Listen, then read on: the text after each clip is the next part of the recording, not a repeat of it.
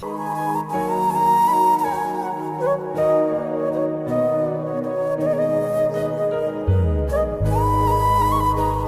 একটা সত্যি ঘটনা, উত্তরপ্রদেশের মিরাট শহরের ঘটনা। সেই শহরে থাকতো সৌরভ এবং তার স্ত্রী মুস্কান এবং তাদের একটা ছোট্ট মেয়ে। সৌরভ বেশিরভাগ সময় লন্ডনে থাকতো, কারণ সে লন্ডনে কাজ করত। আর সৌরভের স্ত্রী মুস্কান এবং তাদের একটা ছোট্ট মেয়ে, সে থাকতো উত্তরপ্রদেশের মিরাট শহরে। মুস্কান সবসময় তার স্কুল ফ্রেন্ড সাহিলের সাথে দেখা করতে যেত। বেশিরভাগ সময় সে সাহিলের সাথে সময় কাটাতো। যত ধরনের নেশার জিনিস ছিল তা মুস্কান আর সাহিল একসাথে মিলেই করত।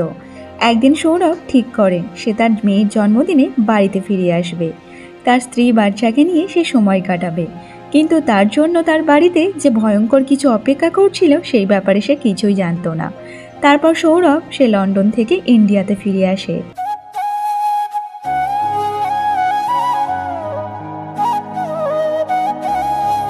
আরে তুমি চলে এসেছো, আমি তো ভাবতেই পারছি না। এত বছর পর আজ তুমি বাড়িতে ফিরে এসেছো। তোমাকে দেখে যে আমার এত খুশি হচ্ছে তা আমি তোমাকে বোঝাতে পারবো না। এতদিন তুমি বাড়িতে ছিলে না, আমার যে অনেক কষ্ট হতো। আজ তোমাকে এক পলকে দেখে সেই কষ্টটা চলে গেছে। আরে মুস্কান, আসবো না কেন বলো?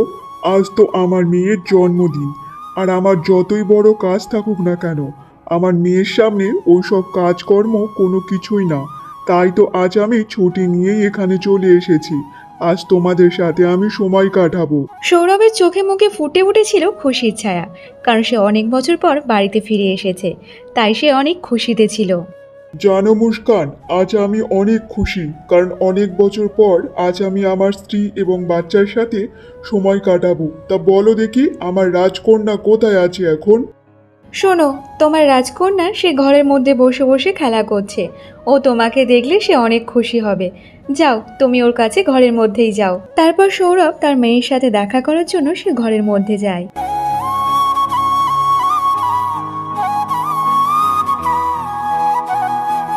আরে আরে আমার ছোট্ট পরী, কেমন আছো মা? তুমি কি আমার ওপর নিশ্চয়ই খুব রেগে আছো? আমি এতদিন পর এসেছি, সেই কারণে, তাই না মা? বাবা বাবা, তুমি চলে এসেছো। আমি তোমাকে দেখে অনেক খুশি হয়েছি। এবার তুমি চলে এসেছো। এবার আমি তোমার সাথে অনেক জায়গায় ঘুরতে যাব, অনেক খেলা করব তোমার সাথে। কি মজা, কি মজা। আরে মা, কেন আসবো না বলো তো? আজ তো তোমার জন্মদিন, আর আমি কি এই কথাটা ভুলতে পারি বলো? তাই তো আমি লন্ডন থেকে তোমার জন্য অনেক গিফট নিয়ে এসেছি। তোমার জন্য অনেক খেলা নিয়ে এসেছি, চকলেট নিয়ে এসেছি, তুমি যেগুলো পছন্দ করো। সত্যি বাবা, তুমি আমার জন্য অনেক গিফট নিয়ে এসেছো। কিন্তু বাবা, তুমি তো আমার সবচেয়ে ভালো বাবা। আর আমার এইসব গিফটের থেকে সবচেয়ে বড় তুমি, আমার বাবা। হ্যাঁ মা, আমি তোমার জন্য অনেক কিছু জিনিস নিয়ে এসেছি। তা আমার ছোট্ট পরি, বলো তো দেখি তোমার পড়াশুনো কেমন চলছে? আর তোমার এক এক করে স্বপ্ন সব পূরণ করতে হবে মা। তার জন্য তো আমি বাইরে এত পরিশ্রম করি, শুধুমাত্র তোমাদের জন্য। বাবা বাবা, আমার সব কিছু ভালো চলছে। আমার তো এবারে খুব মজা করব। তুমি আমি মা অনেক জায়গা ঘুরতে যাব। আমরা অনেক মজা করব। কি মজা, কি মজা। হ্যাঁ মা, এখন আমি চলে এসেছি, আর কোনো অসুবিধা নেই। তোমার যেটা যেটা মন চাইবে আমাকে বলবে, বুঝেছো মা? তখন মুস্কান ঘরের মধ্যে চলে আসে। আচ্ছা শোনো, তোমরা পরে কথা বলবে, বুঝেছো? এখন তুমি অনেক দূর থেকে এসেছো, তুমি অনেক ক্লান্ত আছো। তুমি একটু বিশ্রাম করো, আর আমি তোমার জন্য একটু জল মিষ্টি নিয়ে আসছি, বুঝেছো? আরে মুস্কান, তুমি যে কি বলো না, এতদিন পর এসেছি, তা আমি আমার মেয়ের সাথে কথা বলবো না বলো তো দেখি? মেয়ের সাথে কথা বলার অনেক সময় আছে, বুঝেছো? তুমি যে অনেক ক্লান্ত, এত দূর থেকেই এসেছো, তাই একটু বিশ্রাম নেবে না? চলো, তুমি একটু ঘরে গিয়ে বিশ্রাম নাও। আমি তোমার জন্য একটু মিষ্টি আর জল নিয়ে আসছি।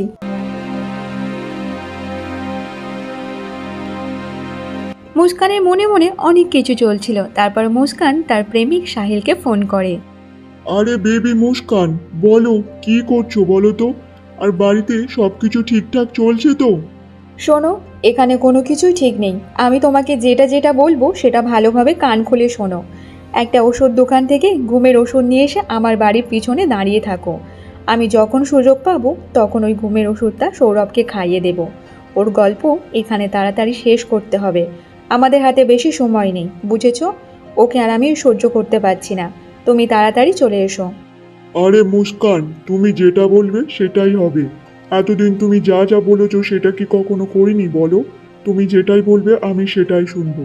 আমি কিছুক্ষণের মধ্যেই ওষুধটা নিয়েই আসছি তোমার বাড়ির পিছনে।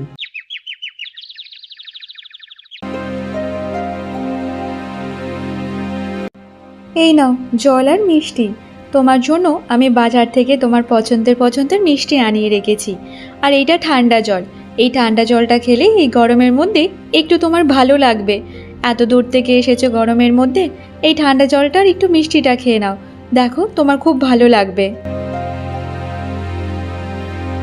আরে মুস্কান, আমি যে এত দূর থেকে এসেছি সেটাতে আমার কিসের কষ্ট?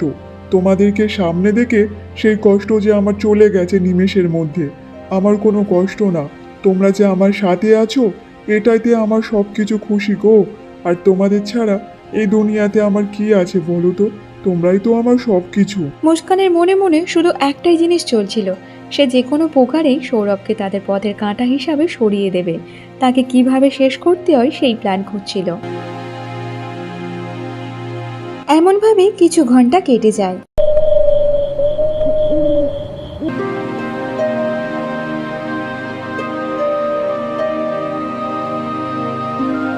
আরে এই সাহিলটা কোথায় গেল তার কোনো সময়ের জ্ঞান নেই। সেই কখন আমি বলেছি ওষুধটা নিয়ে আসার কথা, কিন্তু এখনো পর্যন্ত নিয়ে আসেনি। মনে হয় এর জন্য আমাদের সব প্ল্যান এক এক করে নষ্ট হয়ে যাবে। ওকে আর আমি এই রাস্তা থেকে সরাতেও পারবো না। সে গেল কোথায় তা কে জানে, এখনো পর্যন্ত তার কোনো আসার নাম নিচ্ছে না।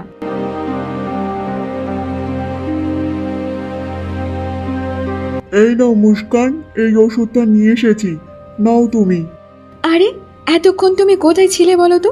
আমি সেই কখন তো তোমাকে ফোন করেছিলাম, বলেছিলাম যে ওষুধটা আনার কথা, আর এখন তুমি আসছো।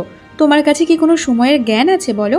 এখানে আমি একা একা সব কিছু সামলাচ্ছি, যদি একটু এপার ওপার হয়ে যায় তাহলে আমরা সবাই ধরা পড়ে যাব, তাহলে আমাদের লাইফ এখানেই শেষ হয়ে যাবে, বুঝেছো? সব কিছু ভেবেচিন্তে করতে হচ্ছে, আর এদিকে তোমার কোনো সময়ের জ্ঞান দেখতে পাচ্ছি না। সেই কখন থেকে এখানে দাঁড়িয়েছিলাম। আরে বেবি, তোমাকে কি বলি বলো তো? অনেক কষ্ট করে এই জিনিসটা নিয়ে আসলাম। ডাক্তার তো কিছুতেই দিতে চাইছিল না। আমি অনেক মিথ্যে কথা বলে তারপর তো নিয়ে আসলাম। ডাক্তারকে বলেছি যে আমার বউয়ের খুব শরীর খারাপ, ওর ঘুম আসছে না, তাই এটা খেয়ে একটু ঘুমাবে। তার যে অনেক কষ্ট হচ্ছে জানো, ডাক্তারের সাথেও ঝগড়া হয়ে গেছে। তারপর তো আমি এই জিনিসটা নিয়ে আসলাম।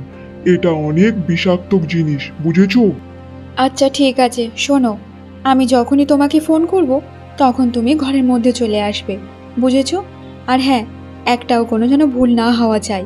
যদি কোনো ভুল হয়ে যায় তাহলে আমাদের গল্প শেষ হয়ে যাবে। একটাও যেন ভুল না হওয়া চাই, বুঝেছো? আরে মুস্কান, তুমি একদম চিন্তা করো না। তোমার এই বাড়ির আশেপাশে আমি ঘোরাফেরা করব। তোমার সব কিছু জিনিসেই আমি নজর রাখবো, বুঝেছো? যদি কোনো কিছু হয় তাহলে আমি এসে সামলে নেব। তুমি ততক্ষণ তোমার কাজগুলো করো, বুঝেছো? এইসব বলে সাহিল ওখান থেকে চলে যায়। তারপর মুস্কান ওই ওষুধটা নিয়ে সে ঘরের মধ্যে চলে যায়। সেই ওষুধটা পেয়ে সে অনেক খুশিতে ছিল।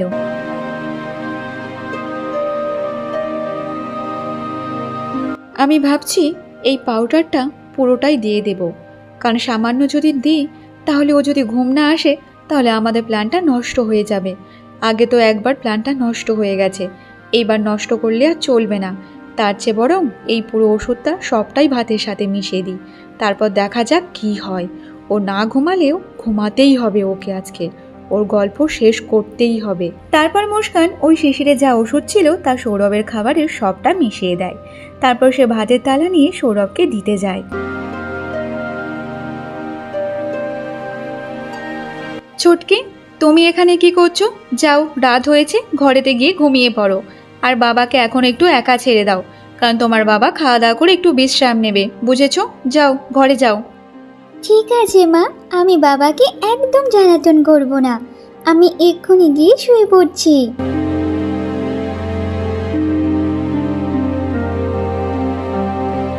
আরে মুস্কান, এ কি রান্না করেছো? খাবার থেকে তো অনেক সুন্দর সুগন্ধ বেরোচ্ছে।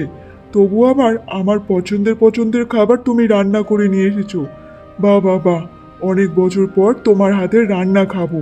তুমি এত ভালোবাসা দিয়ে রান্না করেছো, তা আমি খাবো না সে কখনো হয় নাকি? দাও দাও, আমি খাবো। হ্যাঁ গো, এখানে তোমার সব পছন্দের রান্না করেছি। আর তুমি যা যা খেতে ভালোবাসো আমি এক এক করে সবটা অনেক সুন্দরভাবে গুছিয়ে করেছি। নাও তো, এবার তুমি খেয়ে নাও। আর হ্যাঁ, তুমি তো আগে যা যা পছন্দ করতে সেই সব ব্যাপারে তো আমি সবই জানতাম, তাই জন্য আমার কোনো অসুবিধা হয়নি। তাই তো আমি তোমার পছন্দের রান্নাগুলো এক এক করে করে ফেললাম। জানো মুস্কান, আমার এখন মনে হচ্ছে আগে তুমি আমাকে যেমনভাবে খেয়াল রাখতে, আজও তেমনভাবে তুমি আমাকে খেয়াল রাখছো। আচ্ছা ঠিক আছে, আর এত কথা বলতে হবে না। নাও তো, তাড়াতাড়ি খেয়ে নাও। জানো তো মুস্কান, আমি অনেক সৌভাগ্যবান, কারণ তোমার মতো একটা বউ পেয়েছি। আমি ভগবানের কাছে তো এটাই প্রার্থনা করব, তোমার মতো যেন বউ প্রত্যেকটা সবার ঘরে ঘরে হয়। তারপর সৌরভ সে খাবারটা খেতে থাকে। খেতে খেতে সে মুস্কানকে বলতে থাকে, আরে মুস্কান, তুমিও তো এখনো কিছু খাওনি। আসো আসো, তাহলে দুজন একসাথে বসে খেয়ে নিচ্ছি। না না, আমি এখন খাবো না। আর আমার পেটটা যেন কেমন ভার ভার আছে। তার থেকে তুমি খেয়ে নাও তো দেখি। তুমি আগে ভালোভাবে খেয়ে নাও, বুঝেছো? তারপর সৌরভ সে সব খাবার খেয়ে নেয়।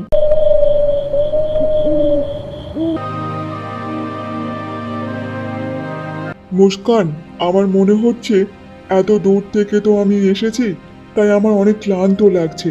আর আমার খুব জোরে ঘুম পেয়েছে। একটা কাজ করি, আমি গিয়ে একটু বিশ্রাম নিই। কালকে সকালে তোমার সাথে আবার ভালোভাবে কথা বলবো। হ্যাঁ হ্যাঁ, কালকে তোমার সাথে কথা হবে। তুমি অনেকটা ক্লান্ত। যাও, তুমি এখন গিয়ে ঘুমিয়ে পড়ো।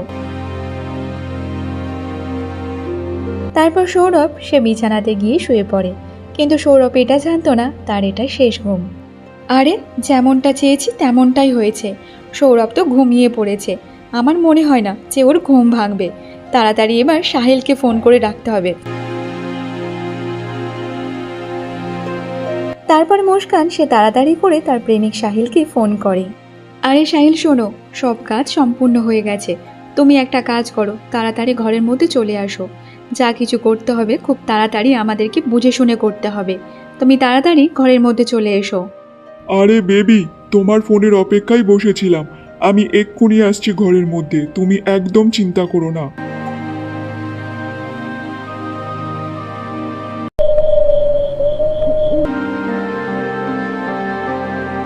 শোনো মুস্কান, যে ওষুধটা দিয়েছি সেটা খাওয়ার পর তো পুরো ঘুম চলে এসেছে তো, তাই না? হ্যাঁ হ্যাঁ, তুমি চিন্তা করো না, আমাদের প্ল্যান মতো সব কিছুই হয়েছে। আর শোনো, আর একটা মাত্র কাজ বাকি আছে। এবার ওকে মারতে হবে, আমাদের পথের কাঁটাকে সরাতে হবে। আরে মুস্কান, তোমার বুদ্ধির কাছে কারো কোনো ঠেক হবে না। তবে তুমি যদি চাও সব কিছু করতে পারো, কিন্তু একে কিভাবে মারবো বলো তো? শোনো, ওইসব নিয়ে তোমাকে ভাবতে হবে না। আমি ওইসব আগে থেকে সব কিছু ব্যবস্থা করে রেখেছি। এই নাও চাকু। এই চাকু দিয়ে সৌরভের সব কিছু বিভক্ত করে দাও শরীরটাকে। আরে মুস্কান, আমি এটা কি করে করব বলো তো? আমার যে খুব ভয় লাগছে। ওকে মারার আগে আমার যে শরীর টরীর খুব কাঁপছে। কি করব বলো তো? আর হ্যাঁ, ও তো একটা মানুষ, জানোয়ার না। তাহলে মানুষকে আমি এমনভাবে কি করে কষ্ট দিয়ে মারবো বলো তো? আর যদি বা পুলিশ এইসব ব্যাপারে জানতে পারে, তাহলে তো আমাদের গল্পই ওখানে শেষ হয়ে যাবে। কি করব বলো তো? আমার যে খুব ভয় লাগছে। আরে, তুমি কেন ভয় পাচ্ছ? এত ভয় পেও না, তোমার কোনো ভয় নেই। আমি আছি তোমার সাথে। তাহলে তুমি এত কেন ভয় পাচ্ছ? এর গল্পটা আজকে এখানেই শেষ করো, নতুবা এর জন্য আমরা কখনো ভালোভাবে বাঁচতে পারবো না। একে এখানেই শেষ করে দাও, তুমি ভয় পেও না। তারপর সাহিল সে ভয়ে ভয়ে চাকু নিয়ে সৌরভের বুকে বারবার আঘাত করতে থাকে। মুস্কান আর সাহিল যখন সৌরভকে মারছিল, তখন সে পিছন থেকে সৌরভের মেয়ের আওয়াজ শুনতে পাওয়া যায়। বাবা, বাবা, তোমার কি হয়েছে? এমন ভাবে কেন তুমি শুয়ে আছো বাবা? কি হয়েছে তোমার? তারপর সাহিল আর মুস্কান পিছনে ফিরে দেখে তাদের মেয়ে তাদের সবকিছু দেখে ফেলেছিল। আরে মুস্কান, এবার কি হবে? তোমার মেয়ে যে আমাদের কুকর্মের সব কিছুই দেখে ফেলেছে। এবার তোমার মেয়ে যদি বাইরে সবাইকে বলে দেয়, তাহলে আমরা আর বাঁচবো না। আমাদের তো ওরা কেউ ছাড়বে না, সবাই আমাদের ওপর ঝেঁপে পড়বে। আরে চুপ করো তুমি, তুমি একদম চিন্তা করো না। এইসব আমি একদম দেখে নেব, বুঝেছো? আমরা আর পিছনের দিকে ফিরে তাকালে আমাদের হবে না। যা হয়েছে হয়েছে। নাও, তুমি তোমার কাজ করো, আমি এই দিকে দেখে নিচ্ছি।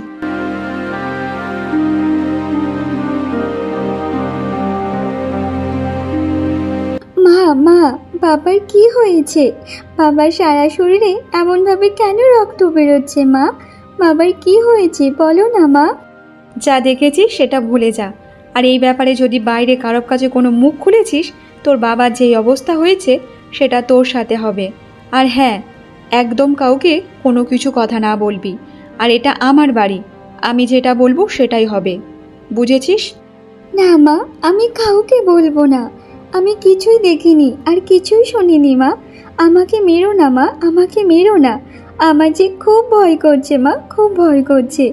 আমি কাউকে কিচ্ছু বলবো না মা, কিচ্ছু বলবো না। মুস্কানের মেয়ে তার বাবার এমন অবস্থা দেখে সে অনেক কাঁদতে থাকে। মুস্কান, আমাদের পথের কাঁটা সারা জীবনের মতো শেষ হয়ে গেছে। নাও, এবার আমরা খুব খুশি আনন্দেই থাকবো। আর আমাদের কেউ কোনো জ্বালাতন করতে আসবে না। হ্যাঁ, তুমি ঠিকই বলেছ। আর আমাদের পথের কাঁটা হয়ে কেউ আসবে না আমাদের সামনে। যে কাঁটা ছিল তাকে আমরা শেষ করে দিয়েছি সারা জীবনের জন্য। এবার আমাদের সামনে আর কেউ আসবে না। আমরা এবার স্বাধীন, স্বাধীন হয়ে আমরা বাঁচব। কিন্তু মুস্কান, এই লাশটা নিয়ে আমরা এখন কি করব বলো তো? একে কোথায় ফেলে আসবো? শোনো, আমরা যদি বাইরে একে ফেলতে যাই তাহলে সবাই আমাদেরকে ধরে ফেলবে, সন্দেহ করবে। তার থেকে চলো আমরা বাজারে গিয়ে একটা বড় ড্রাম কিনে নিয়ে আসি আর একটু সিমেন্ট কিনে নিয়ে আসি। ওকে এখানে টুকরো টুকরো করে সিমেন্ট দিয়ে চাপা দিয়ে দেবো, সেই ড্রামের মধ্যে রেখে দেব। তারপর সাহিল আর মুস্কান দুজন মিলে বাজার থেকে একটা বড় ড্রাম কিনে নিয়ে আসে। তারপর তারা সৌরভের বডিগুলো ছোট ছোট পার্ট করে সেই ড্রামের মধ্যে দিয়ে তাতে সিমেন্ট দিয়ে চাপা দিয়ে দেয়। মুস্কান, সৌরভের দেহ 15খানা টুকরো করে এই ড্রামের মধ্যে ভর্তি করে দিয়ে সিমেন্ট চাপা দিয়ে দিয়েছি। কেউ আসলেও কেউ কোনো কোনাক্ষণের টের পাবে না। তুমি শুধু দেখে যাও, আর বাইরে কোনো গন্ধও যাবে না। হ্যাঁ, তুমি ঠিকই বলেছ। আর এই ব্যাপারে কেউ কোনো কিছু জানতে পারবে না। না পাড়ার কেউ জানতে পারবে, না গ্রামের কেউ জানতে পারবে, আর না পুলিশরাও জানতে পারবে। এই ব্যাপারে কেউ জানতে পারবে না। এবার আমরা পুরো স্বাধীন। আচ্ছা শোনো, আমার না খুব মাথা যন্ত্রণা হচ্ছে। চলো আমরা কিছুদিনের জন্য কোথাও থেকে ঘুরে আসি। নেক্সট পার্ট দেখার জন্য অবশ্যই কমেন্ট করবেন, তাহলে আমি নেক্সট পার্ট আপনাদেরকে পরের ভিডিওতে দিয়ে দেব।